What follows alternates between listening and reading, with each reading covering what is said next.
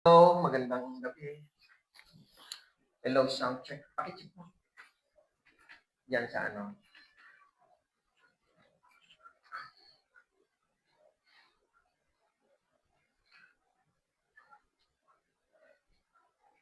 Mga kapatid, pakicheck po kung okay na po tayo.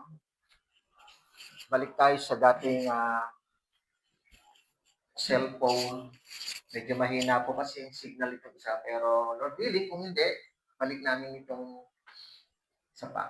Backup. Hello, mic test. Hello, hello. Hello, mic test. Sound check. Hello. Okay, meron na. I-live ko lang yung sounding. Hello, mic test. Sounds. Meron na yung sa kanina. Brother Don, excuse, may sounds na.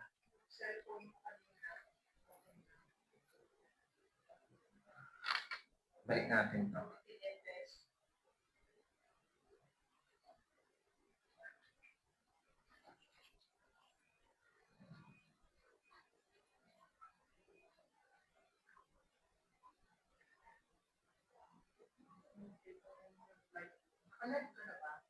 Alive na eh.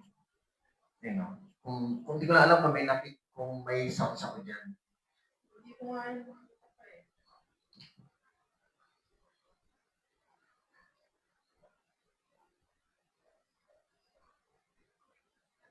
kasi pinatay ko yan.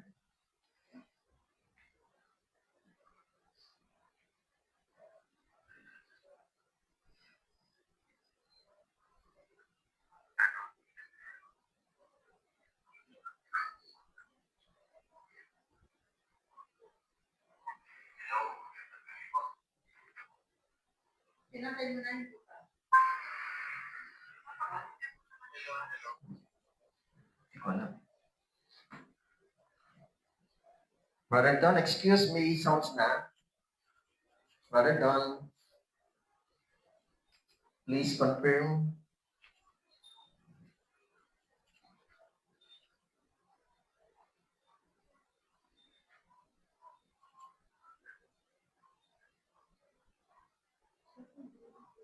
Okay na yata eh. Sounds na yata. Hello, mic test. Hindi makuha, sayang to. Kapag dumiretso ako, sayang naman to.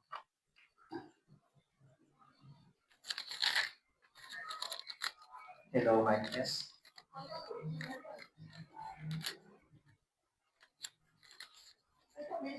Hello, mic test. Hindi, i-like mo ako ngayon.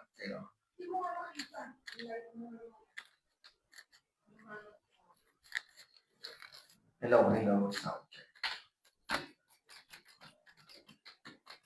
Hindi napuputol naman kung kanina yan, putol na yan. Pero paulit-ulit lang yan. Pero kung hindi napuputol, yan na yan.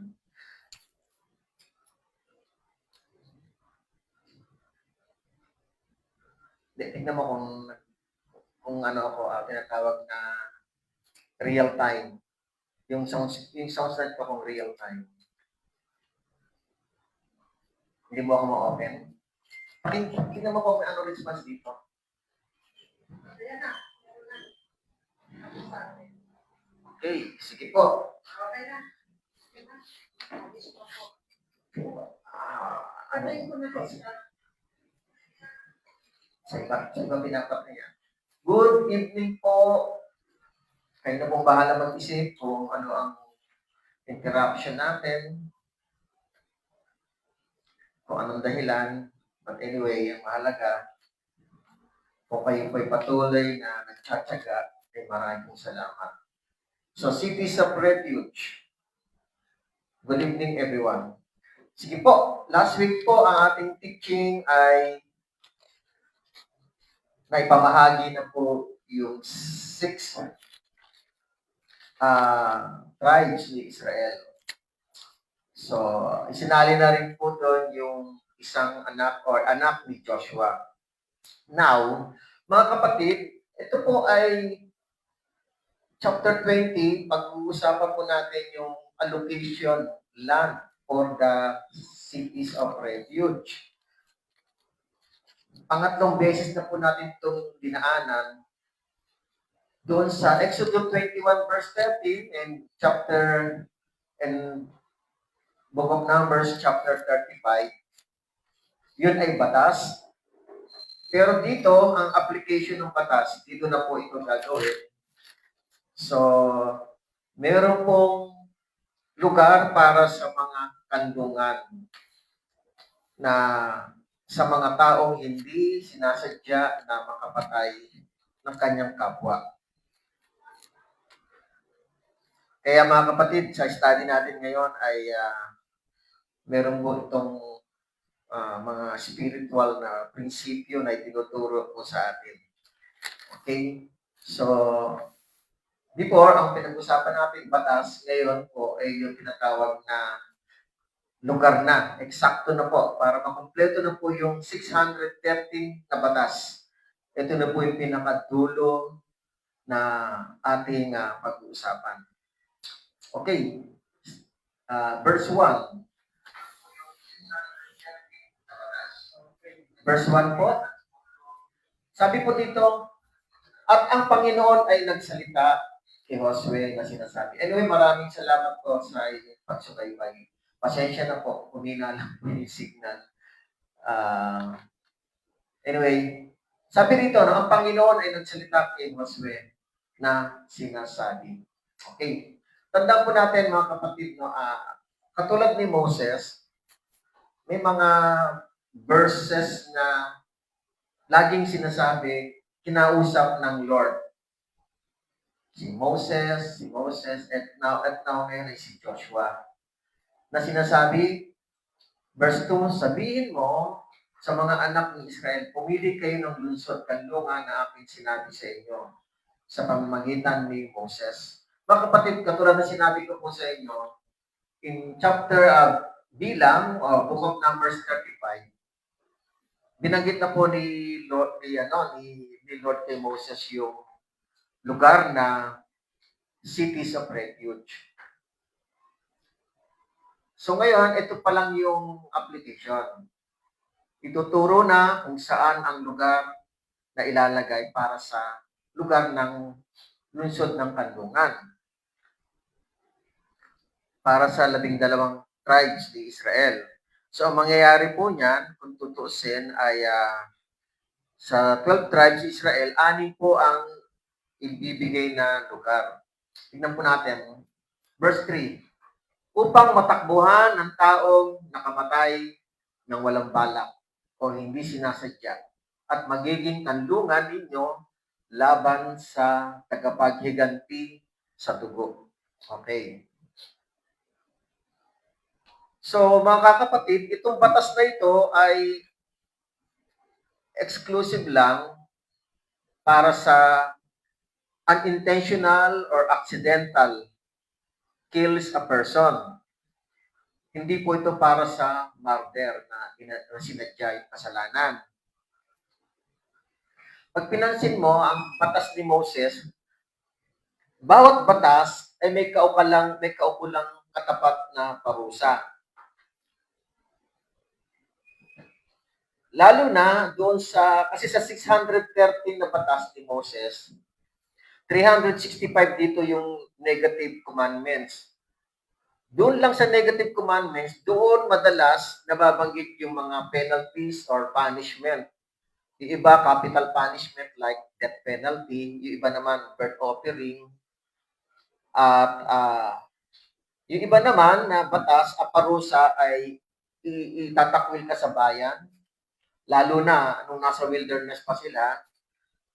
At ika-4 na parusa, ito po. Ito pong tinatawag na cities of refuge. Pag hindi sinasadya ang pagkamatay ng isang tao, yung nakapatay ay pwedeng pumunta sa cities of refuge. So every law na may capital punishment or ang punishment ay death, burnt offering, yan po yung mga parusa, death sentence, which is around 35 po yung batas na mayroong parusang kamatayan. Tapos, Yung isang batas naman, for example, ito, unintentional na pagkamatay, merong cities of refuge. Actually, parang parusa rin ito, pero hindi nga lang siya papatayin. Tapos, meron pang parusa na itatakwil ka sa bayan. Ang pagtakwil sa bayan, mga kapatid, yun yung mga positive. Karamihan po doon yung mga positive commandments. Sa 613 na batas, yung negative commandments, yun yung mga may punishment. At ang magaan na punishment sa negative commandments, yung burnt offering. Pag nagnakaw ka, yun, may sacrificial law, merong civil law, tsaka merong moral law. Kapag nag-violate ka sa mga batas na yan, ang pinakamagaan na parusa yun, nag-aalay ka lang ng tupa at kambing. Ngayon, itong batas na ito ay kakaiba rin na merong naglagay si Lord ng cities of refuge para sa mga unintentional na nakapatay. Ngayon, sabi dito sa verse 3, at magiging kanlungan ninyo laban sa tagapaghiganti sa dugo. So meron din batas ang Panginoon na gagawin para doon sa batas na may tinatawag na avenger of blood. Sa Book of Numbers chapter 35, nakalagay po doon yung avenger of blood. In Hebrew, ang tawag po dito ay Goel Hadam. Goel Hadam. Sino po ba ito? Goel Hadam is the nearest male relative of a murdered person, tasked with executing the murderer. So sila po yung pwedeng humabol doon sa taong nakapatay, whether ito man ay intention or unintentional. Yun talaga kaagad. Yun, ang tagapagsingil ng tagapaghiganti ng dugo, hindi niya titignan po dito yung kasalanan o hindi. Kung ang isang tao ay nakapatay na hindi kasalanan, hindi sinasadya, siya mismo ang tatakbo sa cities of refuge. Yung avenger of blood, papatayin lang siya. Whether intentional or unintentional yung kasalanan. Sino-sino ba to? Typically, siya po ay a brother, uncle, or cousin ng napatay. Was responsible for upholding justice and restoring family honor by taking killer's life. Often acting in a life for life. May batas po si Lord sa sinasabing buhay sa buhay. Nakalagay po ito sa Exodus 21 verse 24, Leviticus 24 verse 17 to 20. And tingnan natin, Deuteronomy 19 verse 21. Sabi po rito, huwag kang magpapakita ng pagkahabag, buhay sa buhay, life for life. Mata sa mata, ngipin sa ngipin, kamay sa kamay, paa sa paa.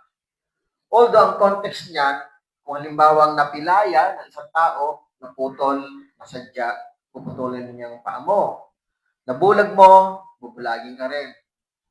Napatay mo, papatayin ka rin.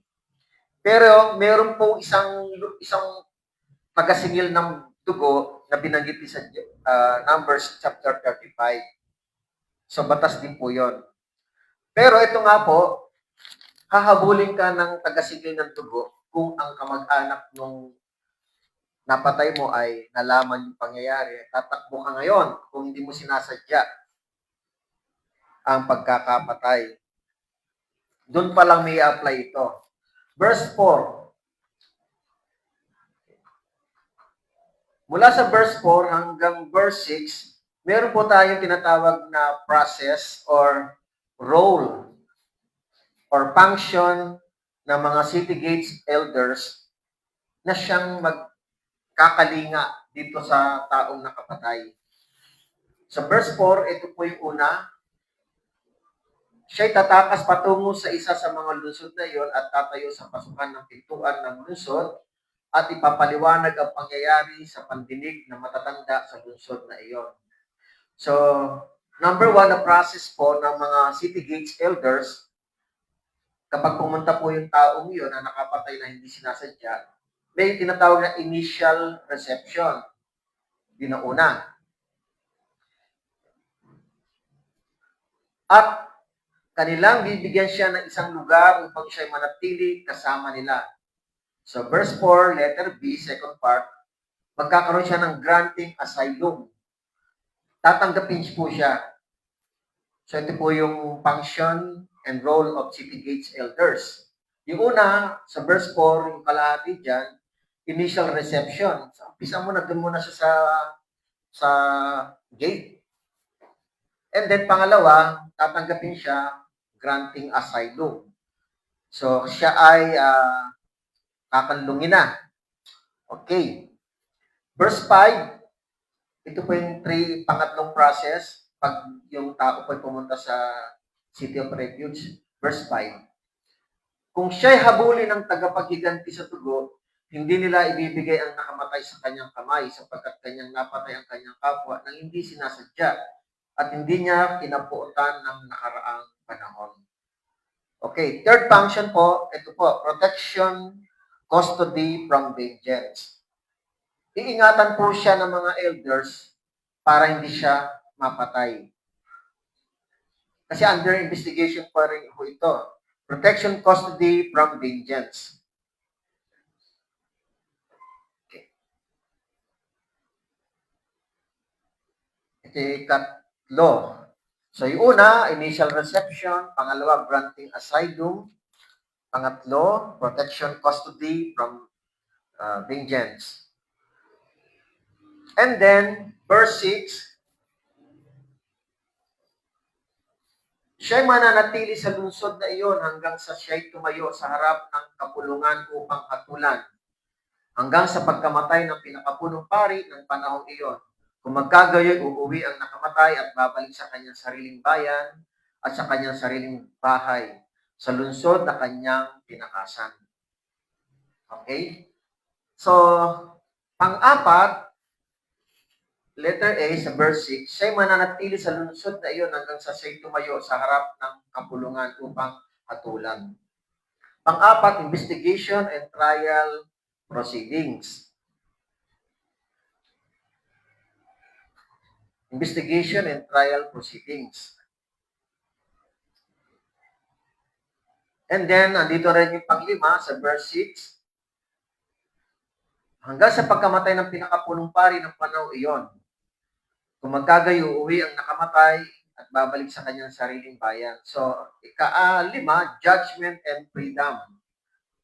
Babalik sa kanyang sariling bayan at sa kanyang sariling bahay, sa lungsod na kanyang tinakasan. So, 5 po yung role ng mga elders sa city gates na ito, mga kapatid. By the way, ang city gates, ang function po nito ay the gate as a courtroom in Old Testament times. The city gate was official location for legal proceedings, business transaction, and judicial hearings. Pakibasa na lang po, Deuteronomy 16 verse 18, Deuteronomy 21 verse 18 to 21, Ruth chapter 4 verse 1 to 11, Amos chapter 5 verse 15, Job chapter 29 verse 7. So ito magiging trabaho ng mga elders dito. Meron silang 5 roles and function para imbestigahan ang isang taong naka-aksidente, hindi sinasadya. Okay, hanggang sa magkaroon siya ng maibalik siya sa dati, mga kapatid. Actually, pang-anim pa dito is yung restoration. Kung matagal po yung panahon na ang pari po ay mamatay, so matagal po siyang mawawalay sa kanyang pamilya. So, hindi niya makikita ang pamilya niya. Para siyang nakakulong din po siya. Kaya lang safe po siya doon. Para din po siya nakakulong sa panahon ngayon. Actually, sa panahon ngayon, yung mga Bible studies, kung tawagin po yan, custodial facilities. Actually, hindi nga, hindi na nga minsan sinasabing jail. Yung inmates, pinalitan na siya ng PDL. Yung kulungan, actually, hindi na nga binabanggit yun na jail o ano. Ang pinaka-term na ginagamit, custodial facilities na. Kasi, andun po yung pag-iingat even today, yung mga andun po yung pag-iingat ng mga pulis or BJMP sa mga nakakulong. So parang siya na rin po yung kapalit sa panahon ngayon. Ngayon, kung matatagalan itong tao ito na makabalik sa kanyang tahanan, so ang pang-anim po dito ay restoration. Kasi matagal po siya nawalay sa kanyang pamilya, sa anak niya. So magkakaroon siya ng tinatawag na i-restore siya, i-reform po siya. Kasi po, yung nakamatay po, for example, hindi po sinasadya ang makapatay. Kahit nga po yung nakapatay na sinadya, dala ng galit, nakakapagsisi sa kanyang sarili. Nabibigla rin sila. So, ano pa kaya yung taong nakapatay na hindi sinasadya, na hindi sanay pumatay, so meron din siyang trauma. Actually, hindi lang naman yung pinatay o yung pamilya na napatay, even yung nakapatay, meron din siyang trauma sa pangyayari. Lalo na kung hindi sinasadya. So, kailangan yung i-restore. Kailangan siyang i-reform kung lalo na kung nawali siya sa pamilya. Yun ang pang-anim actually. Although dito sa notes ko, hindi ko na po nilagay yun. So now, tingnan natin. Verse 7, tuloy lang natin.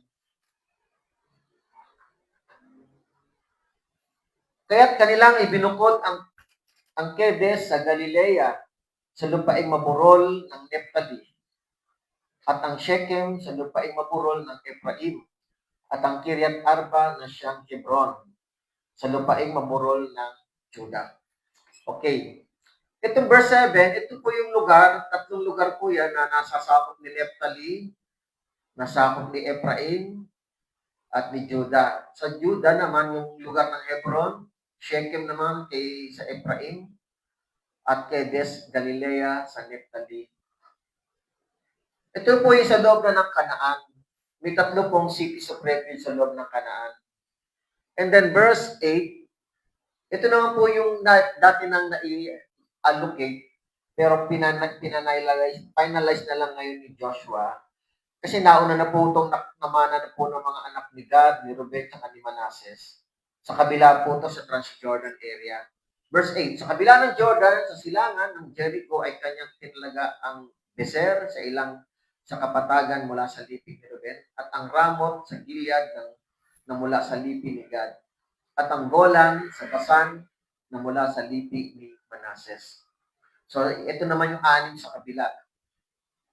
So, kung sino man yung makakatakbo doon, whether sino man, wala pong required na kung sino man yung anak ng tribes na yun, wala po. Kung saan malapit, may pangyayaring hindi sinasadya, kung saan malapit, doon katatakbo para pangalagaan ang iyong buhay. Verse 9, ito ang mga itinalagang bunsod sa lahat ng mga anak ni Israel at sa dayuhang naninirahang kasama nila, na sino mang makamatay ng sinumang tao na hindi sinasadya ay makakatakas patungo doon upang huwag mapatay ng kamay ng tagapaghiganti sa dugo hanggang siya'y humarap sa kapulungan. Okay. So dito mga kapatid, hindi lang po anak ni Israel, kundi pati rin yung mga naninirahang dayuhan. Lalo na yung mga dayuhan na naninirahan ay nakisamba na rin sa Diyos ni Jacob, Diyos ni Abraham, Diyos ni Isaac. So sila man ay pantay ang pagtrato sa batas na kapag sila po ay nakapatay, na hindi sinasadya, pareho silang magkakaroon ng ganitong batas. Parang benepisyo na rin po ito para hindi ka mamatay.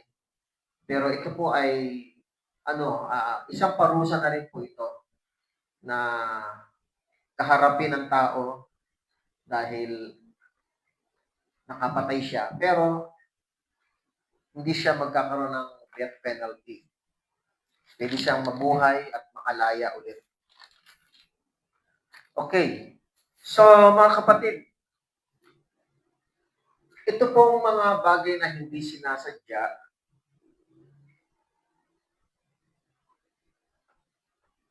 bakit po minsan tinatanong natin, bakit po minsan nangyayari yung mga bagay na iyon? Kung tawagin to ng Bible ay act of God, mga kapatid, yung mga hindi po sinasadya na namatay, na meron pong taong na-involved.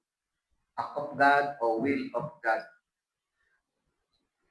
Sabi sa Exodus chapter 21 verse 12 to 13, Exodus 21 verse 12 to 13, sino mang manakit ng isang tao, ito po yung katapat nito, yung martyr, buhay sa buhay. Sino mang manakit ng isang tao at mamatay ito, ay walang pagsalang papatayin. So, yan ang parusa, death penalty, sa mga martyr na nakasadya.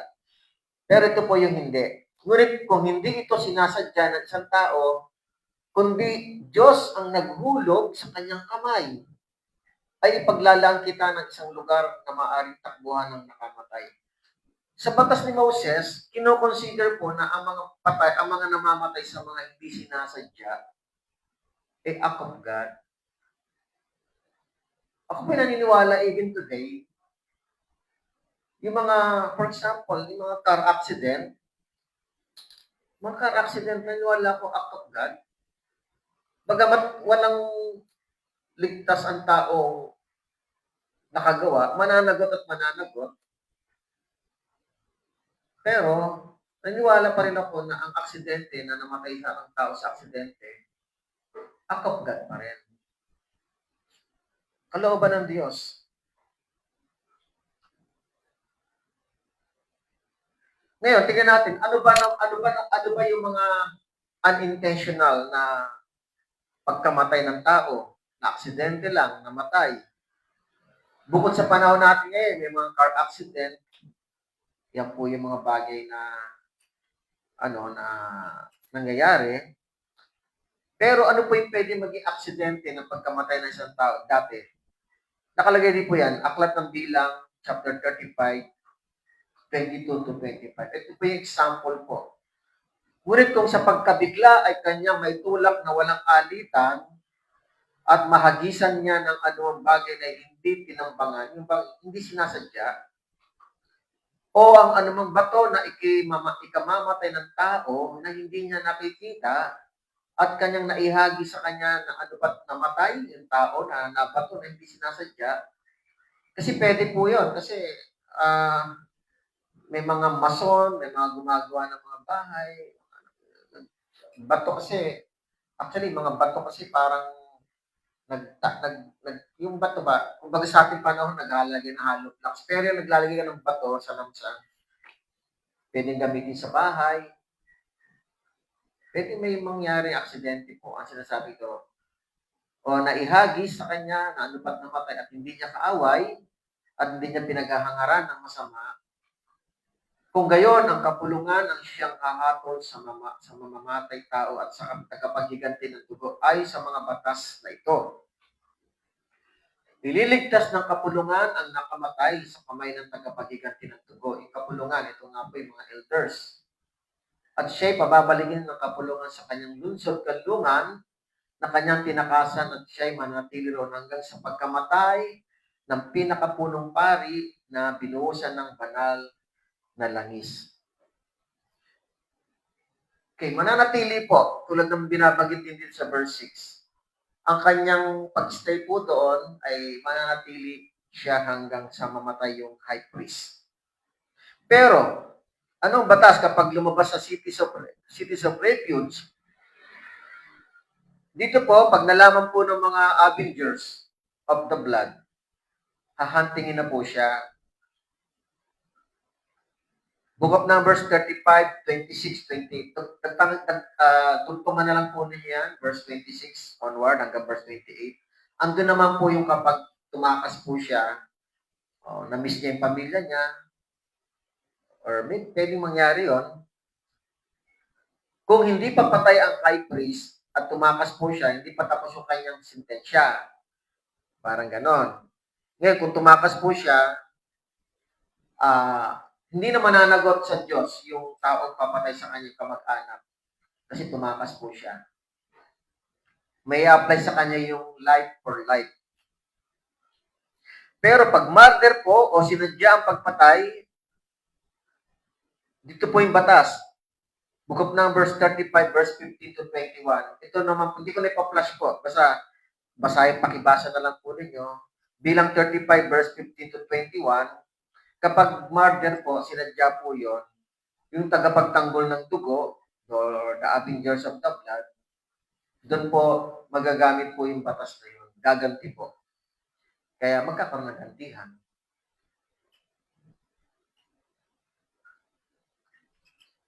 Which is, may batas po. Mata sa mata, ibig buhay sa buhay. And ang cities of refuge ay ibibigay sa mga pangangalaga ng mga Levites bilang chapter 35 verse 6. So sila yung pinaka-administrators. Kaya nga, sa kanila rin manggagaling yung freedom ng isang tao pag namatay high priest. Ang high priest po kasi galing din sa lahi ni Levi.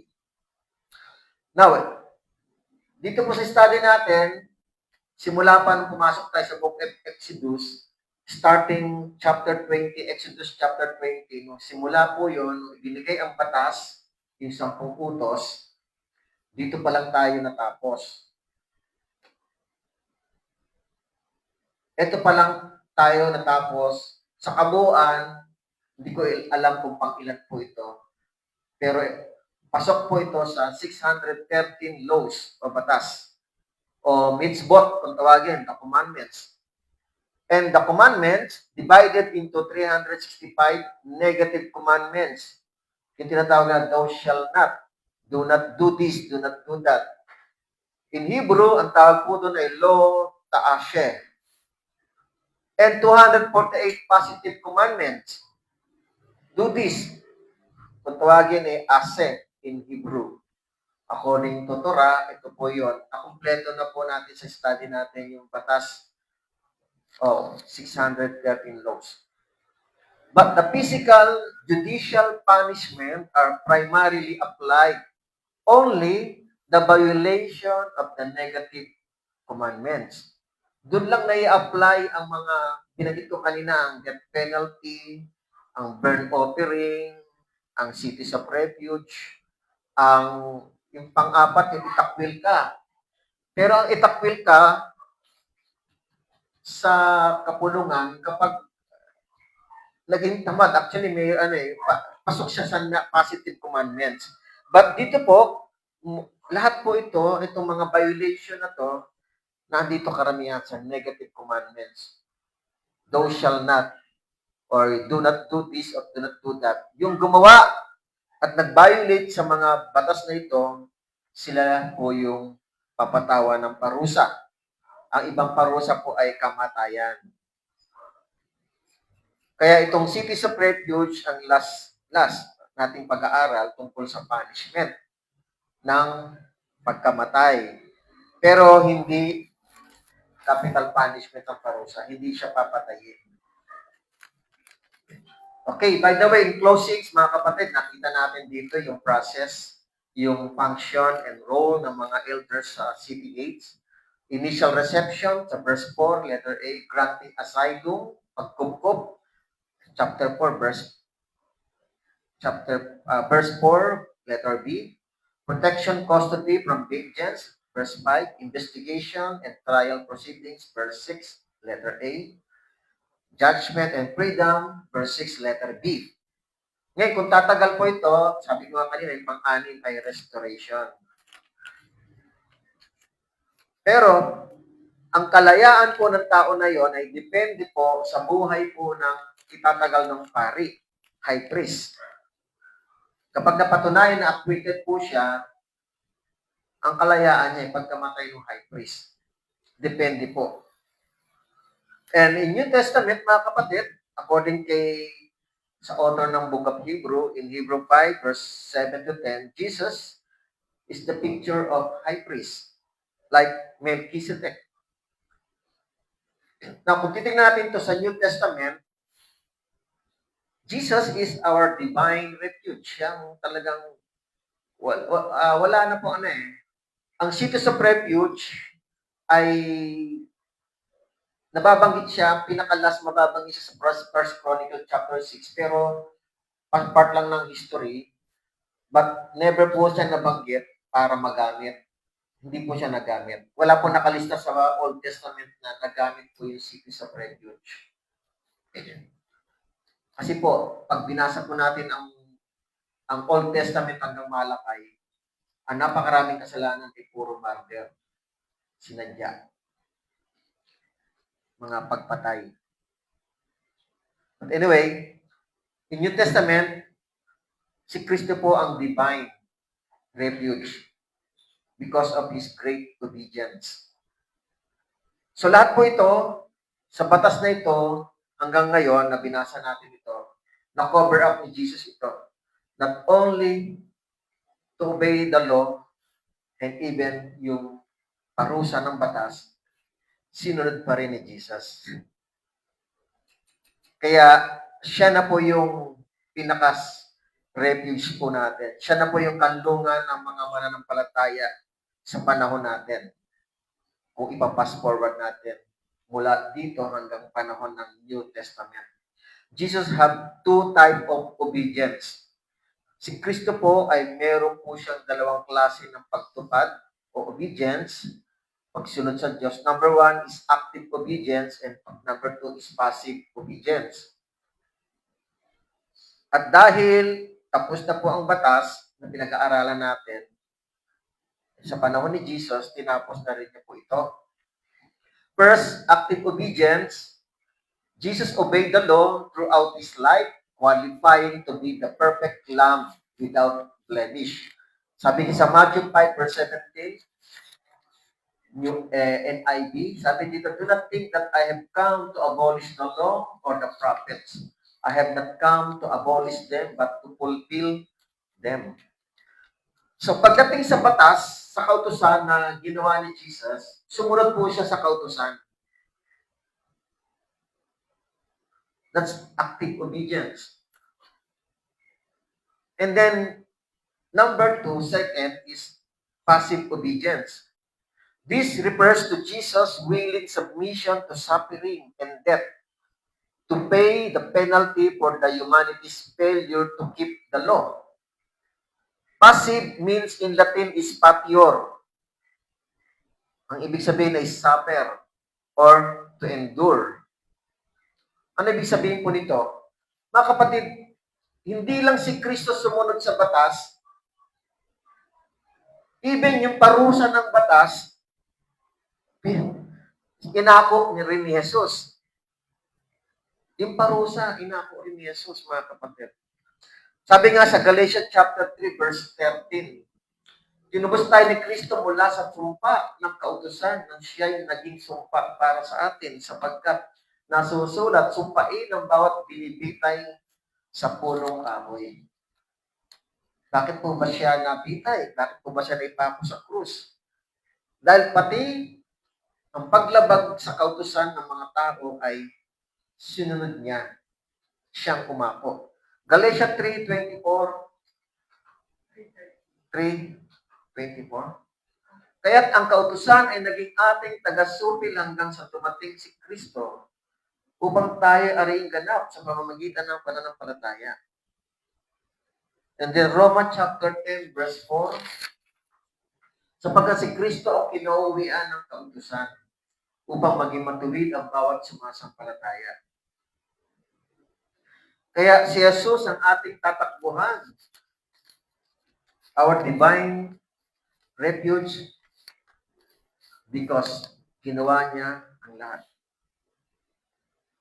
Hindi lang sa pagtupad sa batas habang buhay siya, even the death penalty ng pag-disobey ng batas, ang magkakaroon lang naman ng death penalty yung mga nag-disobey sa batas. Kung tutusin, sabi nga ni Jesus, sinubad niya ang batas. Pero bakit pa rin siya namatay sa krus kung tinubad niya yung batas? Parang hindi dapat, di po ba? Pero para bayaran ang mga nag-disobey sa batas. Pati parusa ng kamatayan, inako ni Jesus.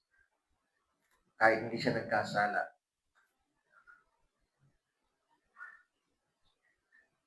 So, ilan po ba yung Ulitin ko po, ilan po ba yung parusa? Death penalty, cities of refuge kapag nakapatay na hindi sinasadya. Ikatlo, burnt offering. Marami pong mga tao na ang burnt offering po ang madalas na nababanggit. Mababaw na kasalanan po yun. Kung si Kristo po ay para lamang sa burnt offering, yung mga kasalanan ay hindi death penalty, ang matutubos lang niya yung mga mabababaw na kasalanan. Pero dahil siya'y namatay, binayaran niya rin yung mga taong ang capital punishment ay death penalty in Old Testament. Kaya nga yung babae sa John chapter 8, nahuli sa pangangalan niya, niligtas ni Jesus yun, literally speaking.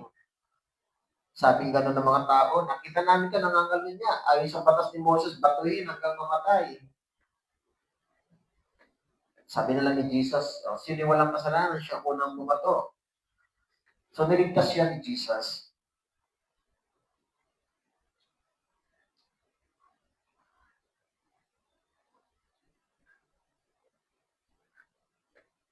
Kaya naging refuge po si Jesus sa mga oras na yun.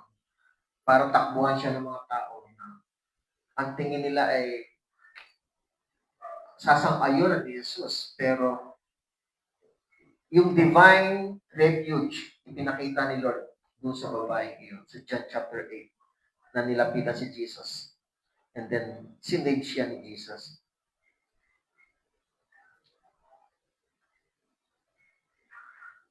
Kaya dapat ang lahat na nagkasala sa batas ng Diyos ay tumakbo kay Jesus Kristo.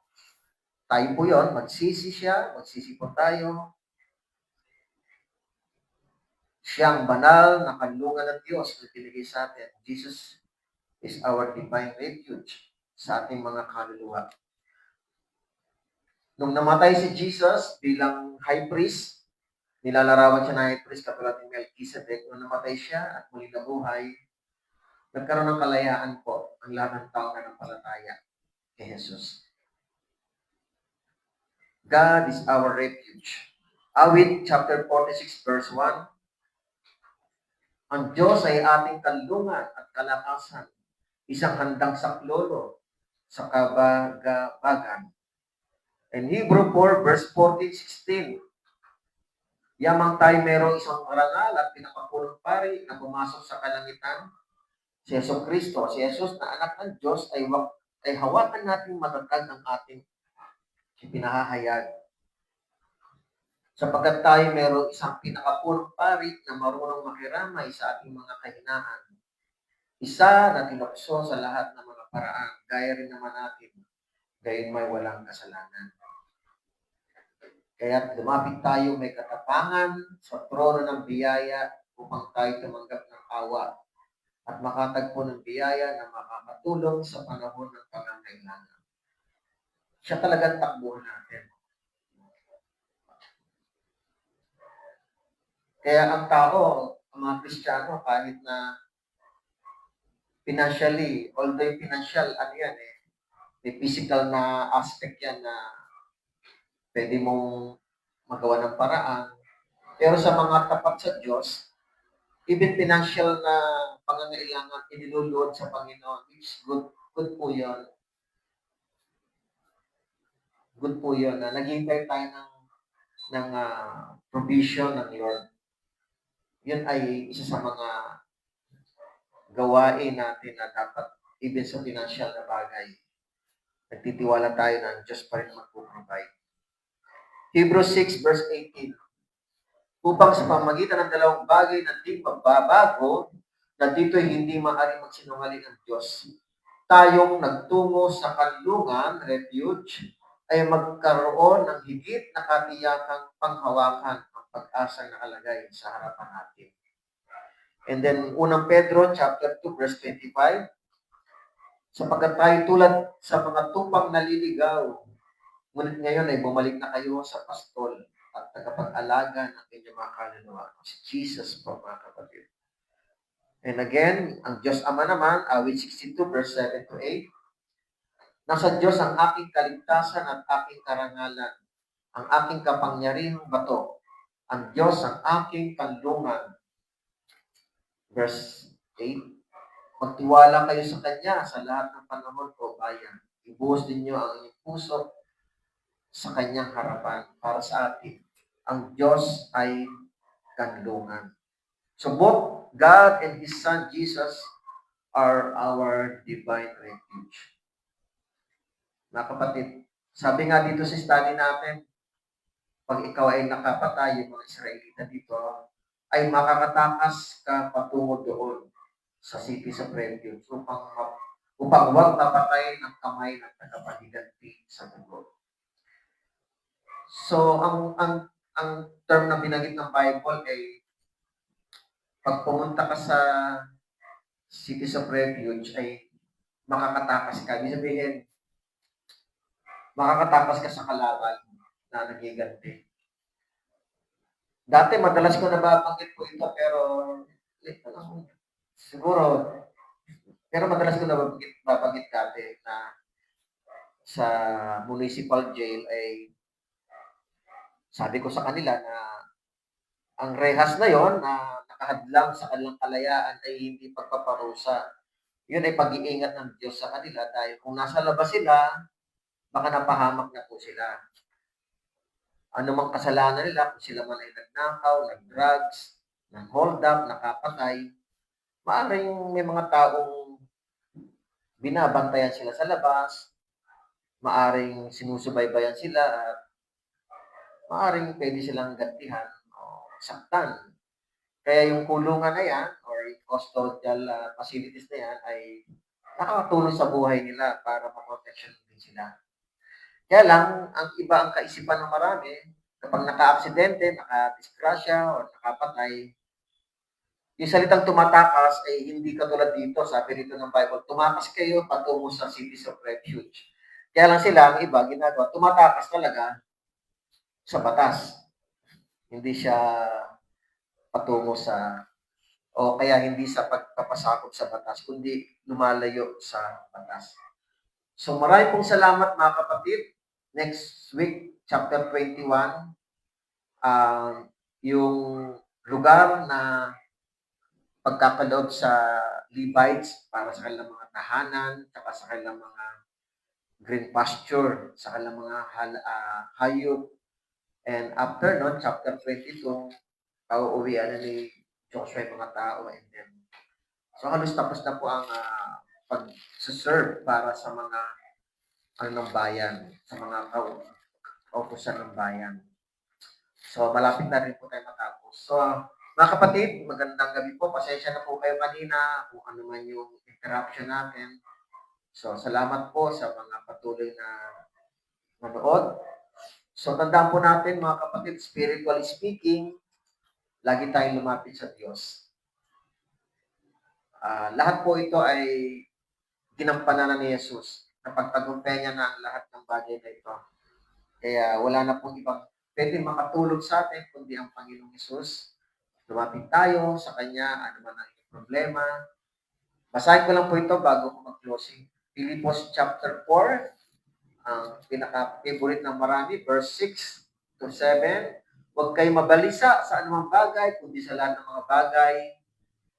Sa pamagitan ng panalangin at pagsama na may pagpapasalamat ay ipaalam ninyo ang inyong kahilingan sa Diyos. Verse 7, at ang kapayapaan ng Diyos, peace, God, na hindi maabot ng pag-iisip, ang mag-iingat sa inyong mga puso at mga pag-iisip kay Kristo Jesus. Yung kapayapaan ng Diyos na hindi mawari, parang mahiwaga siya na hindi siya maintindihan, but effective po siya because nagbibigay siya ng kapayapaan ng isip at puso. Kaya nga, mga kapatid, ang kasalanan natin na hindi sinasadya ay hindi naman tayo pumapatay. Marami naman hindi mapapatay. Pero marami po tayong kasalanan na hindi sinasadya. Minsan nakakapagsalita ng masama, nadudulas, minsan nakakapag-react tayo sa ating katawan na masama. Minsan bigla tayong nakakagawa ng isang bagay na hindi natin napapag-isipan na masama pala. So lahat ng mga unintentional sin, lahat ng mga ganong bagay, kung hindi ka man nakakapatay, lahat ng unintentional sin ay kasalanan pa rin sa Diyos. Kahit sa batas, kasalanan. Sabi nga ng batas, kasabihan po sa batas, ignorance of the law excuses no one's.